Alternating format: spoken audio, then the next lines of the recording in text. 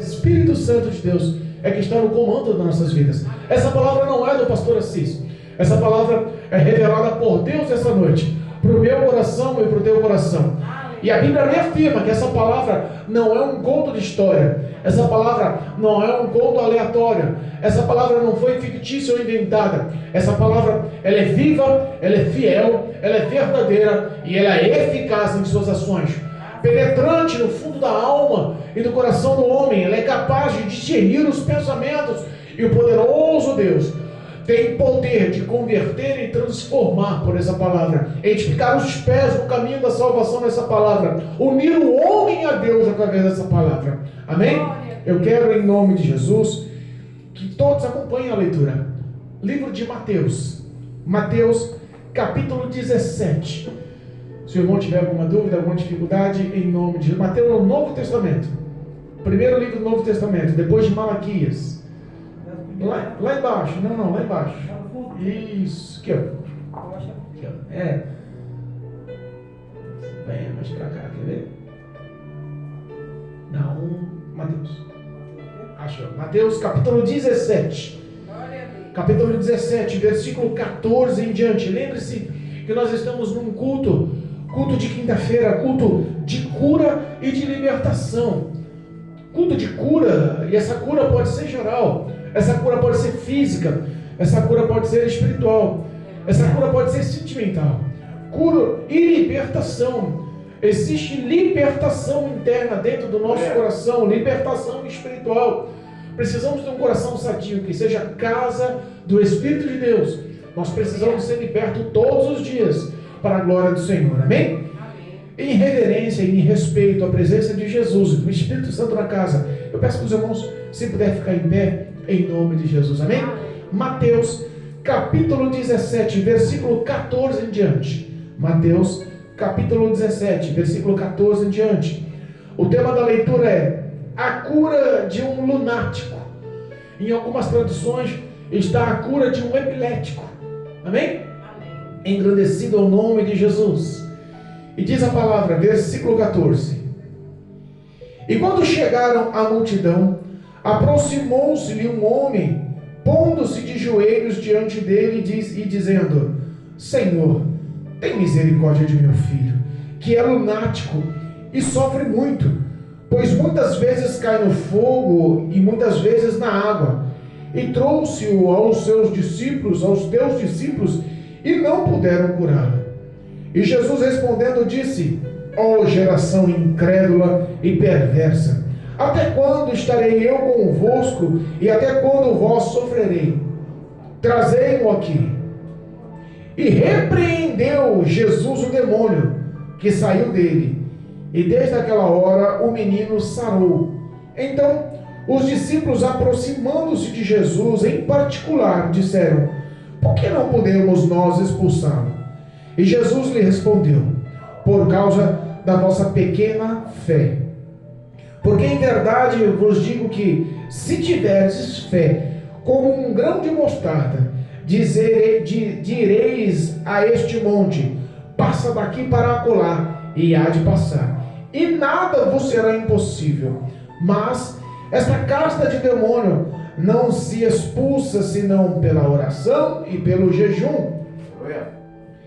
Ora, versículo 22, ora, achando-se eles na Galileia, disse-lhe Jesus: O Filho do Homem será entregue nas mãos dos homens, e matá-lo-ão, e ao terceiro dia ressuscitará. E eles se entristeceram muito. Amém? Podemos assentar. Louvado e engrandecido é o nome de Jesus. Irmãos, nós temos um feito hoje poderoso. Nós temos um feito aqui sobrenatural. A Bíblia fala que Jesus, como sempre, seguido por seus discípulos, como sempre seguido por seus apóstolos, como sempre seguido por uma grande multidão. Essa multidão gerava em torno de 500 pessoas. Ele tinha em torno de 70 apóstolos. Ele tinha também seus 12 discípulos. Eram seus aprendizes. Deus já tinha dado nessa ocasião poder para eles. já tinha dado unção e virtude dos céus para ele. A ação do Espírito Santo já estava sobre os 12 discípulos. Ele já tinha dado ordem aos discípulos para ir por todas as cidades circunvizinhas e vilarejos e todas as aldeias e levasse a palavra do reino dos céus e também a cura aos enfermos e a libertação aos oprimidos das trevas, aos que estavam perturbados e atribulados por demônios. Deus já tinha derramado a ação de graça sobre a vida dos discípulos. Mas em uma ocasião, repara que quando a Bíblia fala que Jesus ele entra na cidade da Galileia, ele entra, e quando ele entra, a multidão o acompanha. E na multidão tinha diversos tipos de pessoas. Não tinha só pessoas focadas em seguir a Cristo, em seguir os seus passos, em aprender com Ele, e receber a graça da vida eterna com Ele. Tinha pessoas ali também só interessadas nos benefícios. Tinha pessoas aí também que estavam correndo atrás só para ver se comeriam mais uma vez a multiplicação do pão, ou receberiam algum tipo de prosperidade, ou receberiam somente a cura, ou somente a libertação. Poucas pessoas, se a gente parar para pensar, dão referência que a multidão é a voz de Deus. Tem um lema no mundo aí que diz, né, a voz do povo é a voz de Deus. É mentira, isso é maligno. Foi essa mesma multidão que seguiu a Jesus, que viu os milagres de Jesus, foi essa mesma multidão que glorificou a Jesus, foi essa mesma multidão que na entrada pela última vez em Jerusalém, lançou-se folhas de palmeiras no chão e louvavam, bendito é o que vem em nome do Senhor. Foi essa mesma multidão que olhou perante o governador e olhou, solte a Barrabás e crucifique a Jesus. Então nós não sabemos que essa multidão era envolta de pessoas que verdadeiramente estavam seguindo a Cristo de verdade, mas também no meio dela existiam os falsos, os hipócritas, os fariseus e as pessoas que só queriam proveitos. Existe até hoje esse tipo de pessoas? Existe. Infelizmente, tem pessoas que estão na casa do Senhor hoje em dia com um pensamento único. E geralmente essas pessoas que têm pensamento único de tomar proveito para si, ela na realidade vive uma mesmice, uma mediocridade espiritual. E elas não conseguem evoluir na presença de Deus. E o final, infelizmente, é a perca, a destruição, o abismo, a condenação.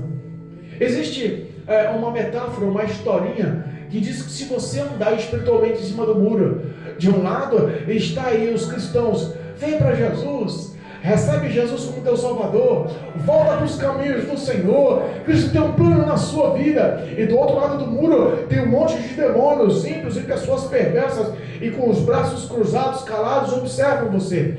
E aí a pessoa que estava em cima do muro olha e fala assim, mas peraí, do lado tem uns crentes aqui, me chamando para ir para os caminhos dele, me chamando para aceitar Jesus, me chamando para estar na igreja, e vocês aí, todos calados, não querem que eu vou para o lado de vocês? E um deles, com a voz tenebrosa, responde, não se preocupe, quem está em cima do muro já faz parte das nossas vidas. Meu Deus, é forte. Então as pessoas que andam em cima do muro, geralmente são pessoas que não sabem, mas são como o joio em meio ao trigo dentro da igreja, não prosperam, não vivem o sobrenatural de Deus, não têm intimidade com Deus, e não tem relacionamento íntimo e verdadeiro, não é conhecida por Deus. Não é que ela não seja vista por Deus, ela não é conhecida. Ver é uma coisa, conhecer é ter intimidade e relacionamento. Aleluia. E a Bíblia fala que ao chegar na Galileia, ao entrar com aquela multidão e com os discípulos, um homem correu de frente a eles. Um homem se jogou e se dobrou de joelhos em frente de Jesus. Um homem que era pai de família, um homem que foi interceder, um homem que quando dobrou os seus joelhos, ele rogou por misericórdia. O homem que ao dobrar os joelhos reconhece a soberania de Jesus. O homem que ao dobrar os joelhos reconhece que ele era o Senhor e Messias, era Salvador. Porque ninguém pede a misericórdia se não sabe, se tem dúvida, ou se não sabe se aquele homem verdadeiramente é um homem de Deus ou não. Você não segue um Deus que seja 90% certo e 10% errado.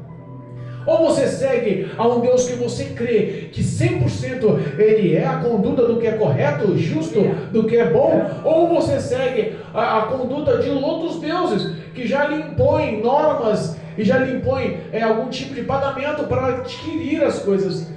E o nosso Deus, tudo que nos dá de graça, por amor e por favor, sem troca, por amor, porque ama. É como um pai que abençoa a vida dos filhos. Ele não cobra o que ele dá de veste para o filho, ele não cobra o que ele dá de calçado, de agasalho, de comida, bebida, teto, cama. Ele não cobra os benefícios, porque ele faz por amor. E Deus tem cuidado dos fiéis. E quando aquele homem dobra os joelhos e se dispõe a falar com o rosto, imagino eu, que com o rosto focado em terra, ele levanta as mãos e clama misericórdia, é porque ele já estava cansado de ver o filho sofrer. Verdade, meu Deus. Não tem coisa mais doída do que você ver aquele que você cuidou, sonhou. Sabe, o nascimento do filho muda a vida do pai. O nascimento do filho muda a vida da mãe. Um lar onde não tem filhos é um lar triste. A criança traz alegria, a criança traz vigor. E aquele pai tinha o sonho de ter uma família feliz, mas infelizmente aquela criança, aquele filho, aquele amado filho ao qual ele suplicava para o Jesus por misericórdia, na concepção do pai estava doente. E existe um mesclado de sentimentos a respeito disso.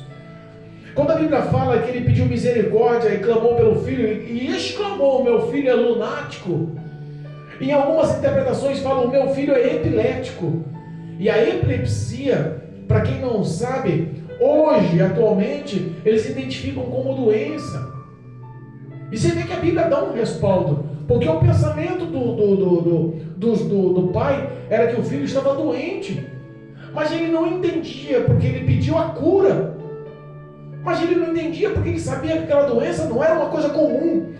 Havia crises na vida daquela criança, e aquelas crises não eram comuns, porque espiritualmente aquilo não era uma doença, espiritualmente aquilo eram demônios. O pai cata e fala para ele, Senhor, tenha misericórdia do meu filho, porque o meu filho tem hora que ele entra em crise e ele se lança no fogo, tem hora que ele entra em crise e ele também se lança na água. Tradução, tinha um demônio suicida sobre a vida daquele filho.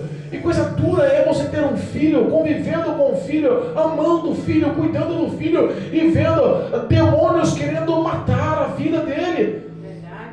Se a gente fosse lançar os sentimentos do pai naquele clamor de misericórdia, é um sentimento puro, é um sentimento de dor, é um sentimento de súplica. Talvez seja um sentimento que ele não conseguira mais em encanto nenhum a solução, e o sentimento dele, a resposta vinha de Cristo, porque até os discípulos ele já tinha levado, os discípulos já tinham ganhado fama. Os discípulos já estavam levando a cura em meio às aldeias, às cidades e os vilarejos. Os discípulos já tinham tomado sobre si a virtude do Espírito de Deus e realizado prodígios e maravilhas. Então chegou a fama dos discípulos, e Deus mandara de 2 em 2, mas ele coloca no plural, os teus discípulos. Se de 2 em 2 estavam andando de cidade em cidade, levando a cura, levando a libertação, no mínimo, ele já tinha mostrado para todos os 12 discípulos, orem pelo meu filho, curem o meu filho. Aleluia. A epilepsia não é uma coisa simples, são demônios poderosos. Irmãos, não subestime o poder maligno, o poder das trevas.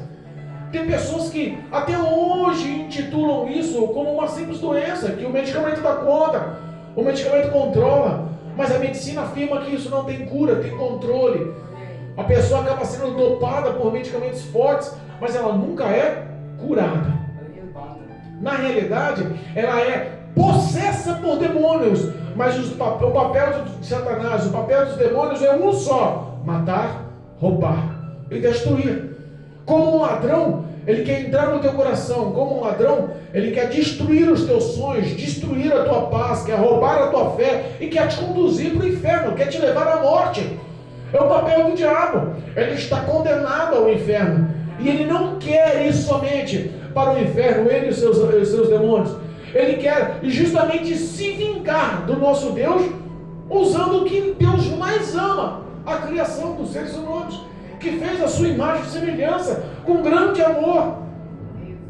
A situação daquele pai era obscura, porque já não tinha mais a quem recorrer. Os rabinos da época, os judeus que estavam com os sacerdotes, que estavam na frente das igrejas, dos templos, eles realizavam o perfil de exorcismo. Mas os exorcismos eram naquela época usada como algum tipo de oferenda, ou de ervas, ou de banhos, ou de chás, ou de algum tipo de ritual. Mas não tinha efetivo nenhum, porque o ritual era poderoso, era na cabeça deles, era poderoso pelo próprio nome deles, pela própria virtude deles. Então a gente vê que não tinha mais aonde aquele homem recorrer pelo filho. E a Bíblia fala que quando ele clamou por misericórdia, quando ele clamou ao Senhor, Aleluia. a Bíblia fala que Jesus olha e fala: traz ele aqui. Eita, Deus meu. É para que quando o homem ele decide se render ao Senhor, Cristo nunca rejeita. Quando o homem decide se recorrer com verdade no coração, quando o homem decide levar a sua vida como um livro aberto, sendo visto por Deus, todas as suas fraquezas, falhas, todas as suas debilitações, mas também quando Deus abre o livro da vida dele, ele enxerga também fé, determinação, força de vontade. Então Deus olha os dois lados, ele enxerga a pessoa como a pessoa é. E aí Cristo olha e fala assim: faz o seguinte, traz ele aqui. Eu não vou rejeitar o seu pedido. Eu estou vendo os teus sentimentos. Eu conheço o teu coração. O homem pode te olhar por fora, e por fora você está sem esperança. Por fora você está destruído. Por fora os teus sentimentos já te mataram. Mas eu enxergo no íntimo do teu coração um fundo de fé, um fogo de luz. Eu enxergo no fundo do teu coração uma esperança ainda arde. A confiança ainda está batendo no teu ser. Traz o teu filho, porque a morte hoje não tem mais poder sobre a vida dele. Traz o teu filho, porque a doença hoje não tem mais poder sobre a vida dele. Traz o teu filho. Os demônios hoje não mais poderão atormentar o teu filho, induzindo ele à morte, ou no fogo ou na água. A partir de agora, eu vou ter um encontro com o teu filho. Quantos filhos atormentados precisam ter um encontro com Deus? Quantos filhos atormentados precisam ser libertos por Deus? Porque o homem sem Deus é vítima na mão de demônios. Não tem a intelectualidade, a sabedoria, o conhecimento.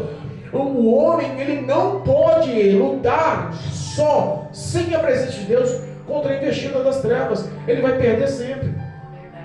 Ele vai ser sempre frustrado. Ele sempre vai se decepcionar consigo mesmo. Ele não consegue enfrentar as trevas, não consegue enfrentar a investida satânica, maligna, demoníaca e sair vitorioso. Sem a intercessão de Deus, esquece. Tem pessoas que classificam aí algumas situações como o alcoolismo, vão fazer parte do AA, Alcoólicos Anônimos. Lá pessoas foram curadas e nunca mais beberam. Na realidade lá, mesmo lá com psicólogos, a ação de fé, a ação poderosa no coração das pessoas gera fé pelas palavras. E a Deus que cura. E o crédito às vezes nem sai para Deus. Sai pela força de vontade da pessoa. Mas Deus do céu, enxergando o ser da pessoa, agindo de compaixão e misericórdia. Isso também serve para as clínicas dependentes químicos. Isso também serve para os dependentes químicos que consomem drogas, maconha, crack, cocaína, daí em diante. Às vezes vão para as clínicas e repara que toda a ação das clínicas também tem ali uma ação espiritual de Deus. E muitos usam já as clínicas como clínicas cristãs, porque sabe que o homem não consegue vencer demônios e ações demoníacas que algemam e aprisionam a vida das pessoas, colocam espiritualmente elas em celas espirituais, cadeados espirituais que algemam, que ela não consegue a libertação. Se não for a intercessão de Deus, não consegue a libertação. Os médicos talvez olharam a vida daquele pai e levaram o diagnóstico: olha, o seu filho isso, o seu filho aquilo. Ninguém conseguia curar, porque na cabeça do pai era doença. Mas A Bíblia fala que quando aquele pai leva o teu filho amado, leva o teu filho querido, leva o teu filho que tanto ele sofreu na mão dos outros, na presença de Jesus, ponto. Ali a Bíblia fala que mudou a história. Aleluia. Glória a Deus. Ali a Bíblia fala que mudou a história. Primeiro, a primeira ação de Jesus repreendeu e expulsou os demônios. Aleluia, meu Deus. Jesus não olhou para aquela criança e falou assim: seja curado. Lembra de espíritos de enfermidade? A Bíblia afirma que tem demônios que levam enfermidades. A mulher encurvada no sábado. O sábado é um dia sagrado para os judeus. E Cristo na sinagoga pregando, levando a palavra, entra uma mulher encurvada. Mas aquela mulher, o íntimo do coração daquela mulher, ela era vista por Deus como filha de Abraão. Eita Deus. E Jesus olha para aquela mulher e move-se de íntima compaixão. Vai lá e repreende o demônio da enfermidade. E aquela mulher automaticamente se endireita e recebe a cura. Repara que o demônio da enfermidade estava agindo na vida daquela mulher, como estava também agindo na vida do filho desse homem. Esse pai achava uma visão, porque a visão humana, ela é curta, ela é limitada, ela é pequena. Mas a visão de Deus não. Ela sabe o que acontece no oculto do coração do ser humano. Às vezes nós nem conseguimos abrir os nossos lábios para relatar com verdade os nossos sentimentos. Mas Deus conhece nós melhor do que nós mesmos. O Salmo 139 fala que Ele nos sonda por trás e por diante. Ele conhece o nosso íntimo. Cristo conhecia o íntimo daquele rapaz e sabia que não era a enfermidade que ele afligia, mas que eram espíritos demoníacos que levavam ele àquela situação. Repreendeu aqueles demônios e automaticamente, imediatamente, o que Cristo tem na vida do homem é imediato, né? Glória a Deus. Quando Cristo entra, é como um coração turvado de trevas e você liga ali dentro uma lâmpada. Glória a Deus. Não tem o que resista ao poder da luz. As trevas não conseguem sufocar a luz, não dá. Pode ser um escuro mais denso, se você liga a luz, pode ser a mínima luz, pode ter certeza que as trevas se dissipam. Cristo libertou a vida daquela criança, aquele menino imediatamente ficou livre. Glória a Deus. E todos se maravilharam. Eu imagino a possessão demoníaca de pessoas que caem com epilepsia. É doído ver. Eu já orei por pessoas epiléticas. Eu já orei por pessoas com epilepsia. Pastor, mas libertou elas? Não. Não libertou? Não. Talvez não tenha libertado, porque a escolha das pessoas, muitas das vezes, não é querer a libertação, porque sente o prazer naquela ação. Uma vez, eu fazendo um curso de libertação, em outro bairro aqui na Zona Norte. No término do culto, no término daquele dia do ensinamento, 3 pessoas batem na porta da igreja. 2 pedem auxílios e são irmãs, e mais um rapaz à parte. E o pastor olha e fala assim: olha, eu estou encerrando o ensinamento, hoje não é culto oficial, mas pastor, eu preciso da tua ajuda, eu preciso que o senhor ore por nós. Eu não sei, vocês aguardam o término, e assim eu atendo vocês. Tudo bem, a gente aguarda, os 3 aguardaram. E naquele dia o pastor olhou para mim, e eu era diácono ainda.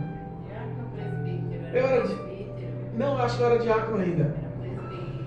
E aí eu e o pastor Júlio, um grande amigo meu que também estava fazendo esse curso de libertação, fomos chamados por ele e falou assim: aguarda aí, o meu co-pastor não veio hoje, ajuda eu a orar e interceder por essas pessoas. Ajuda. E todas as pessoas foram embora e ficou só nós 3. E aí ele começou a atender primeiro o rapaz que estava só. E o rapaz falou assim: pastor, é o seguinte, eu não quero mais viver essa vida. Pastor, eu estou perdendo o controle da minha vida. Pastor, na minha casa, os meus pais e as minhas irmãs estão falando que eu estou caindo endemoniado e eu já não lembro disso. Mas eu sei, pastor, que eu consumo droga. Eu sei, pastor, que eu consumo cocaína, eu consumo maconha. E eu sei que isso não está fazendo bem para a minha saúde, não está fazendo bem para as minhas finanças, não está fazendo bem para mim, para o meu psicológico, eu não estou sendo bem visto pela sociedade, eu não quero mais viver essa vida de dor. Pastor, ora por mim. O pastor olhou para ele e falou assim: olha, eu vou orar, mas antes, eu quero saber uma coisa. Você está disposto a viver uma nova vida com Cristo? Você está disposto a abandonar os amigos do tráfico? A não mais andar na roda deles? Você está disposto a abandonar a sua rotina e a começar a frequentar a igreja? Ele não ofereceu Jesus como Salvador, ele só pediu para a pessoa mudar a sua rotina, a renunciar aos seus prazeres. Aquele rapaz olhou e falou assim: eu quero, pastor, eu quero mudar a minha vida. Eu quero sim, pastor, eu vou começar a frequentar a igreja. Eu quero sim, pastor, ora por mim, eu preciso dessa libertação. O pastor colocou a mão na cabeça daquele rapaz e ele caiu endemoniado, rosnando e contorcendo-se no chão, gritando de uma forma terrível. E Deus, por sua graça e poder, libertou aquele rapaz. Ele ajoelhou no chão e chorou por minutos. Por muitos minutos ele chorou, parecia que lavou a alma naquele choro. E levantou e aceitou Jesus como Senhor e Salvador. E nunca mais se distanciou dos caminhos do Senhor. Glória a Deus, aleluia. Ele virou para aquelas duas meninas e falou: e agora, no que posso nos ajudar? Uma delas começou a falar: pastor, olha, a minha irmã também precisa da oração.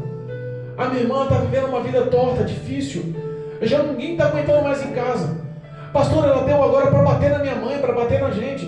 Pastor, ela está vivendo uma vida de prostituição. Ela está se vendendo para a juventude aí nas baladas. Ela está vendendo o corpo dela nos fluxos. Ela está vendendo o corpo. E ela é usuária de álcool e de droga. Pastor, ela está começando a cair endemoniada em casa, quebrando tudo. Ela está vendendo os utensílios de casa para manter o vício dela. Ele catou, olhou para a irmã que não falava nada. Uma foi a porta-voz da outra. E ele fez a mesma pergunta: você está disposta a mudar os seus hábitos? Você está disposta a não ir mais para os fluxos? Você está disposta a se distanciar das pessoas que consomem droga? Você está disposta a começar a frequentar a igreja? Ela ficou calada. E aí aquela irmã que foi o porta-voz dela cutucou ela e falou: responde, porque ninguém aguenta mais você dentro de casa. Aí ela catou e, calada, de repente ela baixou a cabeça e falou: pastor, posso ser sincera com o senhor? Não vou mentir não. Falei: pode. Pastor, eu não estou afim de mudar não. Pastor, eu estou afim ainda de andar no fluxo. Eu gosto. Pastor, ela está falando que eu me prostituo aí, que nada, eu saio com os carinha aí, e os carinha me bancam. E esse negócio de quebrar tudo em casa, não lembro disso. Diz que eu caio endemoniado, eu não lembro, é claro que não. A possessão demoníaca tira a consciência da pessoa. Elas estão falando aí que eu estou destruindo tudo, eu não acredito muito nisso não. Mas você não quer mudar, minha filha, as suas ações, não quer começar a frequentar a igreja? Pastor, eu não quero não. Bom, tudo bem, então pode ir embora, eu não vou orar por você. Eu não posso orar por você. As duas levantaram, mas a irmã dela, que falou por ela, ficou revoltada: pastor, mas o senhor não pode de forma alguma recusar de orar por uma pessoa. Estamos aqui te aguardando para que você ore e abençoe a vida dela. O pastor olhou para ela assim: peraí, você é cristã? Sou cristã. Por que você não levou ela para o seu pastor? Eu já chamei várias vezes e o meu pastor nem sabe dela, eu não quero levar esse problema para a minha igreja. Então, eu vou te explicar o porquê que eu não vou orar por ela. Se você ler essa Bíblia, você entender. A Bíblia fala que quando nós oramos para repreender o demônio de uma pessoa, o Espírito de Deus, que é o mais forte, o mais valente, o poderoso acima de tudo, o nome honroso de Jesus nos céus, na terra e até embaixo da terra, não há quem resista, não tem demônios que resistam. Existe um confronto, uma luta espiritual, e o Espírito de Deus expulsa o demônio da vida dela. Aleluia. Mas se ela não mudar a sua rotina, se ela não quiser levar uma vida transformada, se ela não se esforçar para estar na presença de Deus, o Espírito de Deus não vai ocupar o coração dela. O coração dela vai continuar vazio. E aquele demônio que saiu da vida dela vai rodar por lugares áridos para descansar pela batalha. E se ele não encontrar uma outra pessoa para habitar e atormentar, ele volta para aquela pessoa que foi liberta, para aquela pessoa que ele ficou por muitos anos na vida dela. E a Bíblia fala que ele volta com mais 7 demônios, demônios mais poderosos do que ele, para fazer a vida daquela mulher um estado muito pior. É por isso que eu não vou orar pela tua irmã, porque se você reclama dela agora, imagina ela 7 vezes pior. Ela não quer mudar a vida dela. É essa ação espiritual que está acontecendo hoje em dia. Hoje as pessoas estão realmente vivendo uma vida de tormenta porque não querem mudar a sua vida. Estão sendo perturbadas por demônios porque não querem mudar a sua vida. O orgulho continua dominando o coração. Não querem renunciar aos seus prazeres. A satisfação carnal, satânica, maligna, influência de demônios na vida deles levam a vida deles aos prazeres do pecado. E o pecado isola o homem de Deus, bloqueia o homem de Deus. Olha que ação demoníaca. Era esse tipo de ação que estava sobre a vida daquela criança. E o pai achava que era uma simples enfermidade, que a medicina não curava. Levou inclusive para os discípulos que estavam com a fama de curar as pessoas. Mas quando Jesus bateu de frente com os demônios, repreendeu e libertou aquela criança, a multidão deve ter ficado admirada. A Bíblia não fala, mas a multidão deve ter ficado admirada. Aquele pai, a Bíblia não fala, mas deve ter ficado extremamente agradecido às dores que aquele pai sentia ao ver o filho com uma crise epilética caindo numa fogueira, com a crise epilética caindo em lagos. A dor dos sentimentos daquele pai tinha se acabado. A esperança voltou novamente, a confiança voltou novamente. O meu filho pode ter um futuro a partir de agora. Glória a Deus. Mas os discípulos não entenderam muito bem. E a parte chamaram Jesus. Jesus, vem cá. Só para nós aqui, não espalha para todo mundo não, que a gente já passou vergonha. Não fala para o resto da multidão não, porque a gente já passou vergonha. O pai do menino aí já chamou a gente à parte, a gente tentou, não conseguiu nada, ele já nos expôs. Mas não fala para o resto não. Só explica para nós, por que nós não conseguimos expulsar os demônios? Eita Deus. Repara que tem ações na nossa vida que nós temos sim que enfrentar as trevas. Mas para enfrentar as trevas, temos que estar preparados. E a nossa maior preparação é crer no nome poderoso de Jesus. Aleluia. Glória a Deus. A nossa maior preparação é acreditar que temos dono. É acreditar que temos um advogado fiel. É acreditar que temos um pai zeloso. É acreditar que o Espírito de Deus mora no nosso coração e governa, dirige as nossas vidas. É acreditar que somos a luz do mundo. E como eu disse, onde a luz chega, as trevas não sobressaem. É acreditar que Cristo vai à nossa frente, que também vai à nossa retaguarda, e que anjos poderosos estão ao nosso redor nos guardando. Nada pode embarrar um homem com ação de fé, porque crê em Cristo Jesus. O próprio Jesus diz que o Espírito de Deus nunca nos deixaria só. E Jesus repreende eles e fala assim: oh, homens de pouca fé, geração perversa e incrédula. Olha, Jesus já puxou, né, forte, né? Já deu aquela sarrafada espiritual. Eita Deus!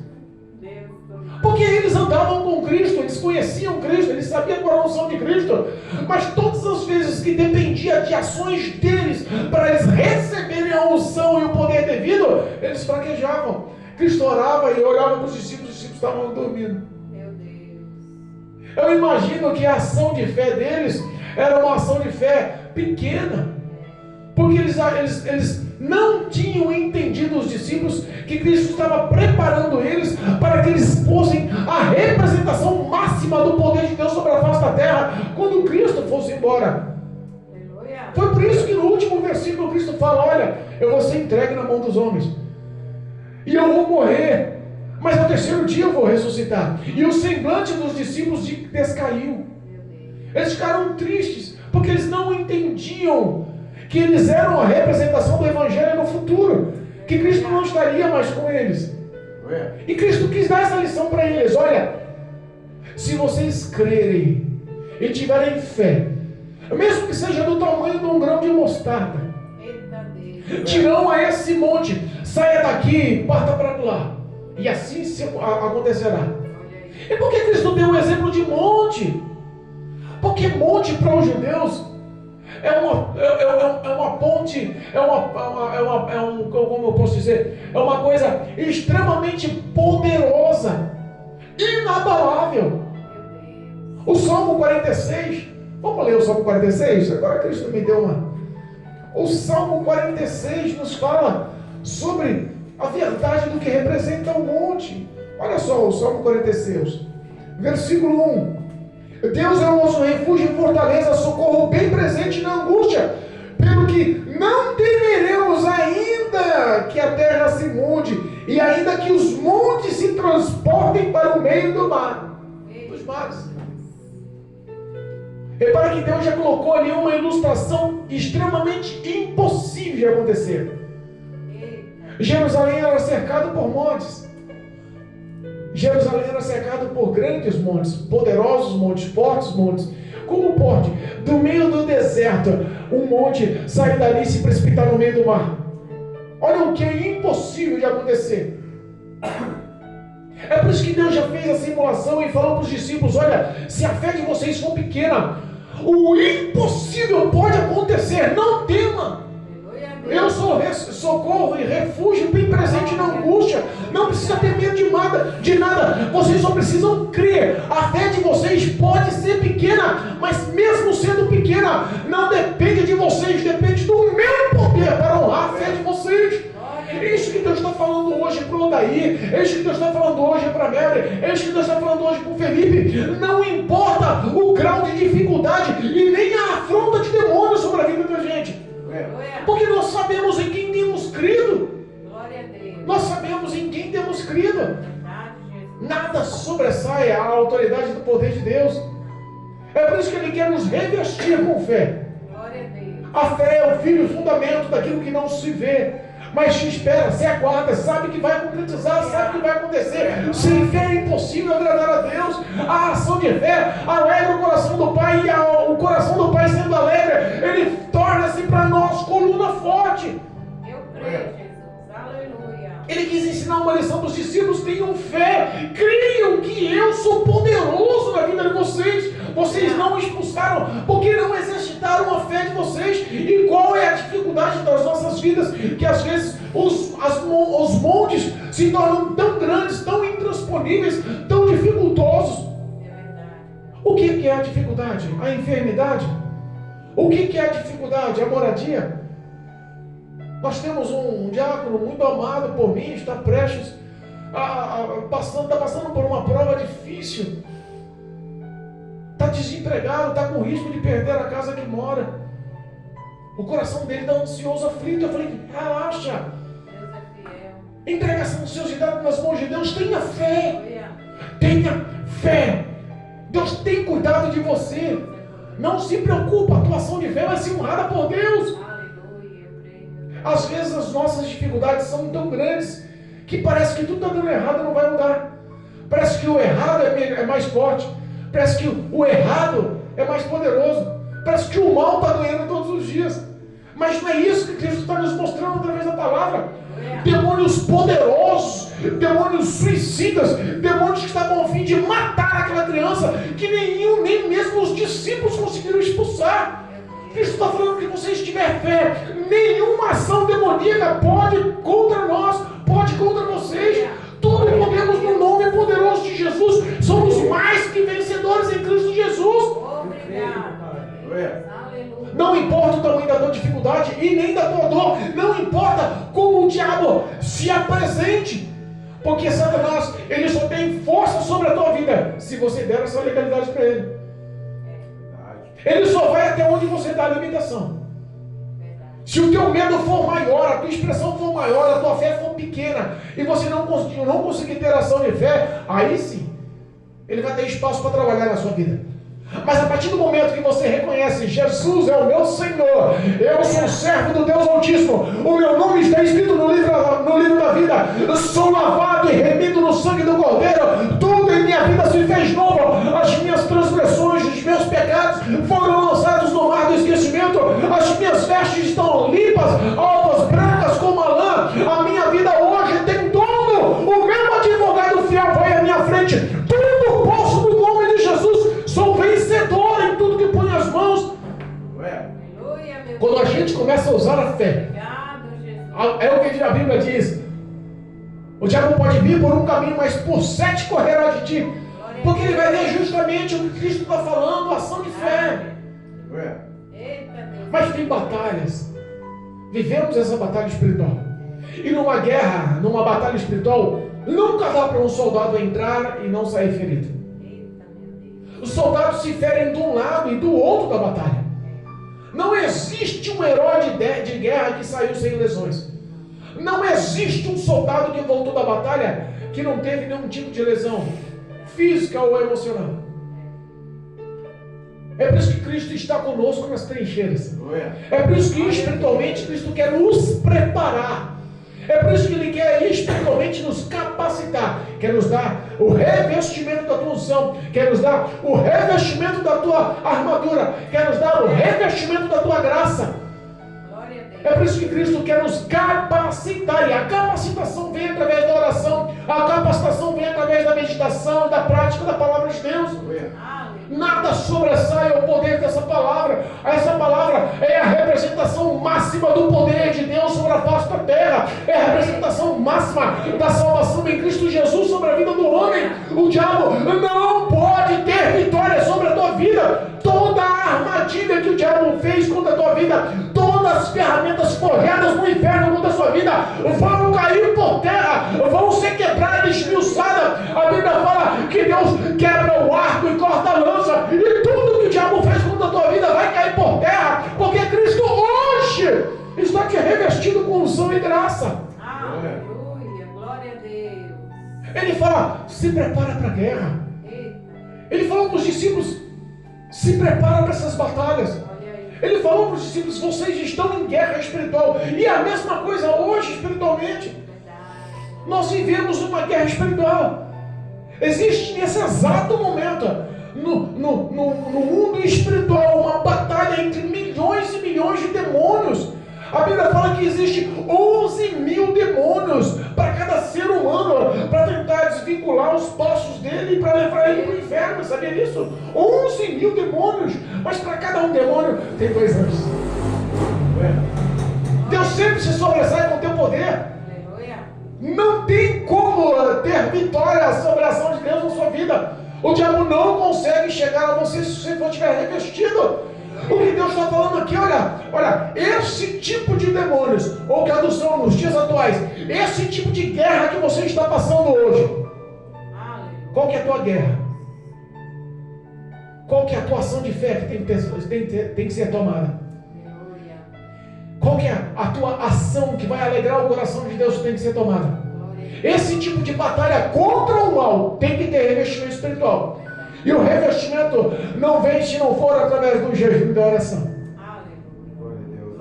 Então eu recomendo para você hoje, pastor, mas o senhor não sabe o que eu estou passando. Mas eu conheço o Cristo que tem. Pastor, o senhor não sabe a luta que eu estou passando no meu lar. Mas eu sei o Cristo que tem. Pastor, o senhor não sabe a luta que eu estou tendo com os meus filhos. Mas eu sei o Cristo que tem.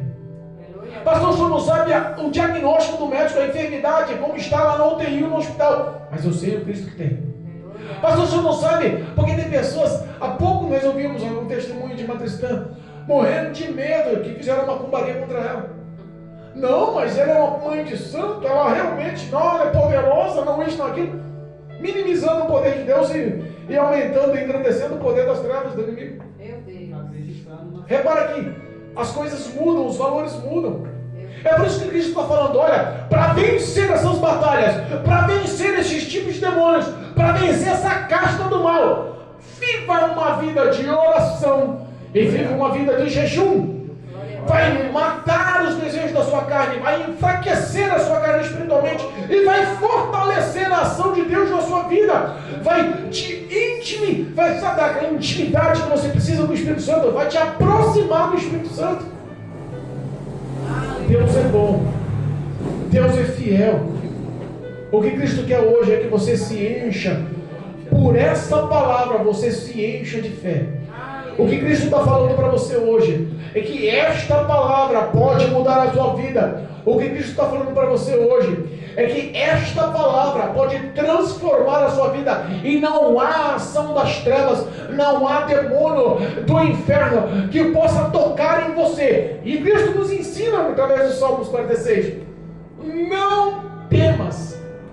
Glória a Deus. Não temas. Glória a Deus. Mas como pastor você pode falar com tanta certeza: Deus está conosco. Amém. Não temas porque eu sou contigo. Glória a Deus. Imagina aí, você ser afrontada por um cara maior e mais forte que você. Você tem medo, não dá para enfrentar ele. O cara luta, o cara faz isso, faz aquilo. Rapaz, se o cara me der um tapa, ele me quebra. Não posso, se ele vir em cima de mim, eu vou correr. Mas de repente, o teu pai está do lado. Aleluia. Campeão mundial. Ninguém consegue enfrentar. A presença do teu pai faz o inimigo balançar as pernas. É isso que Deus está falando. Não temas o inimigo. Eu sou contigo. Não precisa ter medo não. Eu sou a tua vitória. Não precisa ter medo não. Eu sou a sua provisão. Eu abro as portas. Eu entro com recursos. Eu faço o impossível. A janela dos céus abre em teu favor. Eu derramo bênçãos. Aquele que te abençoar será abençoado. Aquele que te amaldiçoar também será amaldiçoado. Não se preocupe. Onde pôr as plantas dos teus pés, te darei por herança. Eu sou contigo. Vim para te dar vida plena e abundante. Todo o mal das trevas não terá poder sobre a tua vida. Temos hoje um Pai fiel, amoroso, poderoso. Não temas as trevas. Deus deu uma lição para os discípulos. Deus deu uma lição através de Cristo Jesus para aquela multidão. E Deus nos dá uma lição hoje, pelo poder dessa palavra. Saia daqui enxertado de fé. Saia daqui com ações de fé. Saia daqui vivendo pela fé. Em nome de Jesus. Em um nome poderoso de Jesus, eu profetizo uma injeção de adrenalina de fé na tua veia. Amém, Jesus. Eu creio. Para que você seja uma nova pessoa. Para que o nome de Jesus Cristo seja glorificado através das tuas ações. Através das tuas falas, através dos teus sentimentos. Aonde você andar, os outros vão olhar e falar assim: rapaz, o cara está mudado, hein? Tem alguma coisa diferente nele. Tem alguma coisa diferente nela. As ações dele mudaram, as vestes mudaram, o palavreado mudou, os sentimentos mudou, está mais amoroso, mais compreensível, mais amigo. O que aconteceu com ele? O que ele tem, eu também quero. A gente vai deixar de ser contaminado e vai começar a contaminar. Cristo tem poder de mudar através do Espírito Santo, de converter a vida do homem das trevas para a luz. Nós somos ungidos e capacitados e temos a presença do Espírito Santo morando em nosso coração para nos dar vida. A presença de Deus muda a vida do homem. Mas pastor, eu sou tão pequeno. Pastor, eu não tenho tanta força. Pastor, eu ainda pego tanto. Pastor, eu me sinto tão frágil. E Cristo está falando assim que, ó, eu não dependo da tua fortaleza. Eita Deus. Não dependo das tuas forças. Verdade. É na tua fraqueza que eu aperfeiçoo o meu poder. Glória a Deus. É na tua fraqueza que eu aperfeiçoo o meu poder. Amém. É nas tuas falhas. É nas tuas fragilidades, é nas tuas ansiedades. É que eu mostro a ação, os sinais de poder, a glória, a maravilha, a ação do céu sobre a sua vida. Para mostrar que eu sou o teu Deus, que eu estou contigo. Não temas. Obrigado. Em nome de Jesus, saia daqui com essa palavra. Aleluia. Em nome de Jesus, saia daqui com essa palavra. Glória a Deus. Que o Espírito de Deus te revista de fé. Saia daqui revestido com a armadura de Deus. Saia daqui entendendo que nós precisamos ter uma vida de oração, meditação nessa palavra, jejum. Glória a Deus. E o nome de Jesus será grande na sua vida.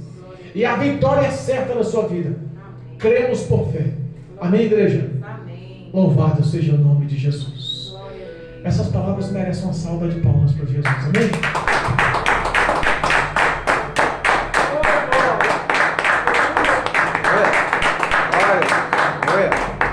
Toda honra e toda glória seja dada ao nome de Jesus.